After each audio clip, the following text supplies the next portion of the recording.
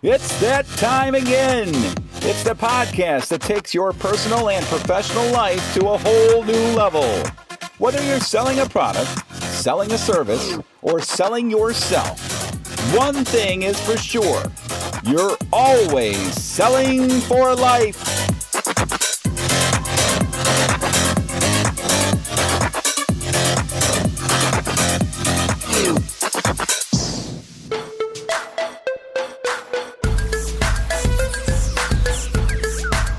Hey everyone, and welcome to another installment of the Selling for Life podcast, sponsored by Conoco Parts, a world of parts with a personal touch. Thank you very much to Conoco Parts for sponsoring the show. Because of it, I kind of have a job. This podcast is about more than just selling stuff. We think if you stick around, you'll get a lot out of it. I'm Steve. Today I'm joined by Ryan Luce. He is taking a little bit of a break from doing payroll to do this quick podcast. Thanks for doing the quickie with us there, Ryan. Anytime you need a quickie, you let me know. It always goes there. Mm-hmm. And that voice right there is Mr. Bob Lawrence. He's an entrepreneur, venture capitalist, husband, father, and former defensive back for the Williamsville South Billies. Thank you for joining us. I'm so glad you got that in there. Thank you. I feel like Bob got a much better intro than me. I owe him lunch tomorrow, though. So yeah. I owe you lunch, apparently. Al and Ben are in Nashville, Tennessee, and they're doing some business stuff there, supposedly. I don't know if a tour of the Jack Daniels distillery counts as a business, but we're going to write it off anyways. It's a write-off, yeah. Mm-hmm. Yep. And now it's time for the topic of the day, and it is business debt. I talked about it last week. I started a little business, a wedding photography business, and started 3 credit cards and charged them up and got a bunch of equipment, and now I'm in debt, and I could have had this same business running without having done that. It just would have taken me a little extra time, and I said to everyone out there listening, don't do that. Ryan, tell me about starting a business, and when it comes to debt, financing, getting capital, what are some suggestions that you have? Well, let me start with how I started my accounting and consulting business, because that was a good example, I think, of what a lot of people go through on you're working full-time, you're trying to start something on the side. So that was about 10, 12 years ago now. You know, I started that thing on the side, had part-time hours, cashed out my 401k. Really? Cashed in all the savings that we had, sold my wife's engagement ring, hawked that for money for the business, but we didn't have any debt. So when we went into radio and the cost of that stuff and printing materials and software, and there's not a whole lot of startup with an accounting firm, but to get into the public, because our marketing ploy was through education. So holding conferences, getting people there, providing food, all that kind of stuff. So we bankrolled all that, and it took about 6 to 9 months to get us profitable to that point. But had I gone into debt doing any of that stuff, yes, I could have had some of my 401k left and maybe not had to hawk my wife's engagement ring or do that kind of stuff. But the point is that we couldn't support ourselves by making any payments on credit cards because we didn't have any cash coming in. So that stuff just would have gone bad. It would have gone into collections. It would have been way past due. It would have been at 30+% interest. So we thought that the only choice we had to do was to cash everything in, because we couldn't just make monthly payments on debt to start up a company. What do you looking back, do you think cashing the 401k in was a good move? I think it's what we had to do. Does it hurt? Nah, thinking 10 years later, all the growth that you had on the potential money, yeah. I didn't have any debt that I had to clear from that business. So when we shut that business down to join Conoquip, there was nothing that needed to be paid off. It was a very easy money decision as far as shutting down RKL Financial to come into another place. Bob, you have some experience? Yeah, I just think people can get saddled with that long-term debt, and if you're looking at something that's just kind of a bridge and something to get you through or get you started up, that's one thing. But to saddle yourself with credit card debt, that's, like Ryan said, it can get up to 30% range on these cards. You're just living and you're making decisions differently because of that debt. If you can avoid it at all costs, I would think. I mean, you need it occasionally, month-to-month kind of cash flow, but, use it, pay it off at the end of the month kind of thing. And in fact, you can turn it into a little profit center if you get the right kind of credit card and bonus cards. Yeah, which, Conequip does now. I mean, we have a large line on one of the rewards cards, and we get 3% on purchases on that. The downside on that is that it's personally guaranteed, so it's not just business debt, it's partner debt. So if Conequip, I keep the card paid to zero every day because it's my job and I hate debt. But if were ever to run that line up and couldn't pay it, then not only could the bank come after Conequip, but they come after the partners' houses and our personal assets as well. And I think that's where people get confused too, is like credit card debt, especially when you start your own business, it's all personally guaranteed. Your name is on everything. So even if your business collapses, they're going to come after your house, they're going to come after your cars, they're going to come after whatever assets you have. Personally, I didn't want to take that risk with my business that I could lose the equity in my home or lose my house because I failed on one of my business ventures.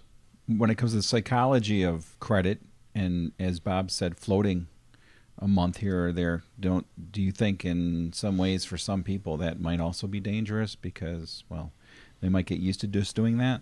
Yeah, I mean, and I'm thinking about Conequip in general in here, but I know Al, Ben, and I would have made different decisions if we had lines of credit that we could have pulled on instead of looking at the cash flow and being able to do what we were constrained in a good way to do just based on the cash flow and profit that we had coming in. If we had lines of credit or we had debt, we probably would have made a lot more mistakes and not been nearly as cautious with the money that was provided to us because we had this available money to play with, essentially. Yeah, Ryan had a great bumper sticker from, I don't know if you still keep that or have it in your window, but that act your wage. Mm-hmm. It's just a great saying, and you got to, if you do take on that short-term debt, you have to know that this is short-term, and I know that with certainty this is coming in to cover that, not I hope that this will help me get to the next level so I can pay this off. Right. You have to know with certainty, okay, I can do this because I know at the end of the month we get this $9,000 from this or whatever the case may be. Yeah. All right, so this segment is really targeting those who are just about to get started in some sort of business, whether it be an online business or brick and mortar, and they're about to pull the trigger on getting some financing, going to a bank, whatnot. Off the top of your head, Ryan, and then Bob, what is your advice to them? When you're looking at like bringing product in or inventory or to sell online or that kind of stuff, there's got to be a way that you can finance it if you absolutely have to, with the lowest possible rate or the lowest possible percentage points on what you're financing. But, there's got to be a way, whether you work out a agreement with the manufacturer to them to hold the inventory and you only get a percentage of the sale. Maybe it's not as much because they own the inventory and you're just pushing it through until you get enough money together to go and buy a big enough lot of inventory. But one of the reasons why Conequip is so successful is because we depend on our suppliers to have the debt to purchase the inventory. Now, don't tell the industry that. And I know we're putting it out on a podcast, and I'm kind of pulling the wool back behind the curtains here a little bit. But look, we don't want debt at Conequip, so we're going to let the rest of the industry buy all the inventory, ship it all in from overseas, hold it, put it in their warehouses, pay warehousing staff, pay shipping clerks, and do all that stuff. And we're just going to sell it and make money on it. And we have no risk of the debt, where our suppliers carry all the risk on the debt. And because we happen to be one of the largest players in the industry now, it's not a big deal because they see we are a sales and marketing company, and we don't, because of our philosophy of not carrying any debt by owning product. Bob, someone's about to go into business, and they're ready to just go and sell their soul to the bank. Yeah, I think it depends. There's so many different situations, and it depends. Like Ryan said, if you have to bring in inventory, that's one thing. But you can also work something out with a supplier, and you can prove the concept without ever having to make that expenditure. Yeah. You can literally sell it at cost, not make any money, take a loss, and it's way less risk taking a little loss just to find out, are these items going to sell? Is this service going to sell? Mm-hmm. So you can kind of pre-sell stuff and not have to take on any risk of capital. And Bob, like that too. Like the manufacturer's already got all the costs in the inventory. If they hold that cost and you only sell it at 20% more, your 20% is all profit. Yeah. But if you put in the debt and you buy all that inventory and it's sitting in your warehouse, you have 100% of the risk versus 20% risk.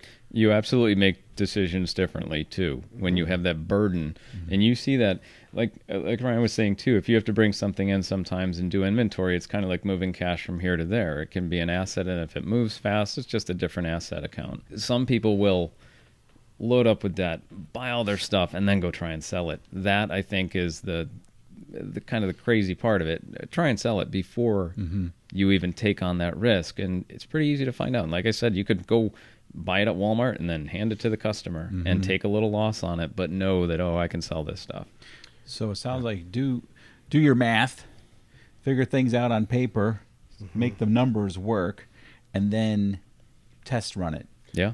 Yeah, well, as a business owner and entrepreneur, and there's a lot of us out there, we're so passionate about what we do or the product that we're going to produce that we forget to look at the numbers behind it. And we're just sure it's going to work. We're sure it's going to work. It always works, right? What do they say? 90% of restaurants are closed within the first 5 years of operations. So, I know we're passionate. I know we love this stuff. I know it's probably a good product, but don't go put everything in. You got to test it. You got to see your numbers. You got to look at what your results are. You got to get a marketing team. Maybe you need investors, but in order to get investors, you've got to prove that your path from manufacturing to sell is clear and ready to be able to move the product as well. That's a great segment for a future podcast, is finding investors and how to sell yourself when it comes to getting capital. That is a whole nother topic, because when you have investors behind you, expect a return and exit some how am I going to get my money back, as Kevin O'Leary might say. It's a completely different situation. You're answering to others. Yeah, an investor doesn't want to dump it all into inventory unless have a proven sales path. Even if you've taken losses on the sales, at least you have a proven sales path.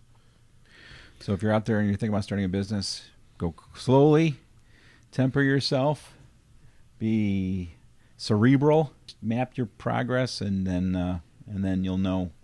Yeah, if it's a one-man show, I would almost say in any situation like that, make sure you can sell your product or service before you lay that capital out. And there's usually a way to brainstorm and figure out how to know that, to gain some certainty before you make that expenditure or take on that debt. I think that's, Bob, you kind of hit it there, is as business owners and entrepreneurs, you forget that you have to be able to duplicate yourself in order to make your business run. So you have to develop processes for sales, for accounting, for marketing, so that when you start growing, you can just put the right people in to continue to fulfill the processes that you've already established. Without those processes, you cannot duplicate yourself, and the point of growing a business is to continually duplicate the people that you need in positions to fulfill the product movement or sales or whatever it might be. So if you can't do it yourself and you can't figure out a way to do it or how to process it, then you're probably not going to be growing your business very fast. Or at all, because you're going to be a one-man show. So that debt that you get into, or all the money that you raised by hocking your wife's engagement ring and taking out your 401k, will just go up into smoke. You got it. A lot of smoke, really quickly. So it's better probably to hock some stuff and sell, obviously sell some stuff and come up with capital without getting into debt. But you guys are saying, if you are going to get into debt, I assume you're saying be very, very, very careful. My personal opinion is don't use debt at all. If you got to put something on the back burner for 2 or 3 years while you're saving enough to do it, that's probably what you need to do versus putting it on a credit card. Or again, you can go to a bank for a small business loan. It's personally guaranteed, guys. They're going to take your house if your business fails. Yeah. I'm not willing to go home and tell my wife that, hey, honey, my business fails, and by the way, we got to move. We got to pack up. We got to pack up and move. Yeah. I'm not gonna have that kind of conversation. So I don't put anything at risk like that. Yeah, but she'd be all right with it. She supports you. I do have a friend who, he got into a coffee business, which he made a big outlay before knowing if he could even get locations and sell this coffee. And ended up the company went bust, so his supply line went bust. He was out, multi-tens of thousands of dollars, and had to end up selling out that inventory before it went bad. It was a perishable. And so he took on a small business loan from M&T. It was a good rate environment, to be fair, and he could afford it, but it was still debt that he's probably still paying off at this point. Okay, well, that brings us to our next segment, and that is message to the employees. Do you have anything you'd like to tell anybody what's going on here? Sell some more stuff. Now we got our margins. First Friday of the month company-wide meeting tomorrow. Looking forward to it. Got some games planned, some money to give away. I forgot about that. Good food. Steve, you better be there at 8. Don't show up late. I'll be there at 8. I don't want to have to write you up for being tardy. If you wrote me up for every time I was tardy. You wouldn't be working here anymore. Like you said in the open, I can't believe I get paid to do this, and I can't believe we pay you to do this. But anyways, no, just looking forward to tomorrow and getting everybody together. It's always a good time. All right, well, thanks a lot, Ryan. Thanks a lot, Bob, for joining us. No problem, Steve. Really appreciate it. I know you guys got other stuff to do. And that was our 11th Selling for Life podcast. Can you believe it? Yes. We've got a fair amount of downloads. So if you're listening, I encourage you to leave a message either on our website, which is sellingforlife.com, or maybe send us an email at contact@sellingforlife.com. Is that right, Bob? I believe so, yeah.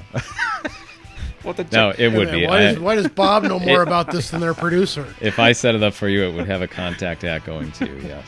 We'll have to. Oh, that's right. I do get an email now and then. So really, somebody out there, send us a word of encouragement or advice, because this is new to us, this podcast, and we can use. I can use all the help I can get. Let us know that you are listening, and that'd be super awesome. So until next week, remember, whether you're selling hot roasted peanuts at a baseball game or you're trying to convince a Senate Judiciary Committee you really were assaulted 40 years ago by that Supreme Court nominee, one thing's for sure, you are always selling for life. You really went there, Steve.